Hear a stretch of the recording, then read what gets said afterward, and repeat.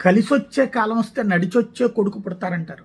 ధర్మంగా ఉండే భారతదేశం, అధర్మాన్ని ఎదిరించే భారతదేశం, బాధ్యతగా ఉండేటటువంటి భారతదేశం ఓ పక్కన ఇబ్బందులు ఎదుర్కొంటోంది. అది ఆయిల్ నిక్షేపాలకు సంబంధించి ఆయిల్ రష్యా దగ్గర కొనుక్కుంటూ, ఇరాన్ దగ్గర కొనుక్కుంటూ, సౌదీ అరేబియా దగ్గర కొనుక్కుంటూ వాళ్ళ డిమాండ్లు వీటితో ఉండేటటువంటి సమస్యలు ఒకటి, యుద్ధ వాతావరణాల్లో పెరిగేటటువంటిది మరొకటి. ఇవన్నిటి మధ్యన ఇంకొకటి సుదీర్ఘకాలం పాటు భారతదేశంలో అట్లాంటి ఆయిల్ నిక్షేపాల వెలికితీత ఏదైనా ఓఎన్జీసీ ఎంత నిర్లక్ష్యంగా వ్యవహరించింది, ఇప్పుడు నిధులు ఎలా ఇచ్చింది, ఇవన్నీ కూడా ప్రస్తావించుకున్నాం. తాజాగా చూస్తే ఒక అద్భుతమైనటువంటి ఆయిల్ నిధి ఇప్పుడు భారతదేశానికి దొరికింది.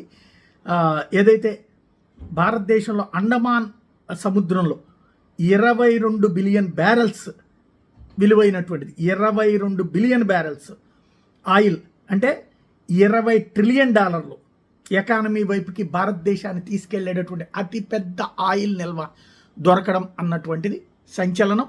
రాబోయేటటువంటి రోజుల్లో భారతదేశం ఆయిల్కి సంబంధించినటువంటి అద్భుతమైనటువంటి వనరు కింద ఉంది. ఇంకా మిగతా ప్రాంతాలు కూడా చూస్తోంది.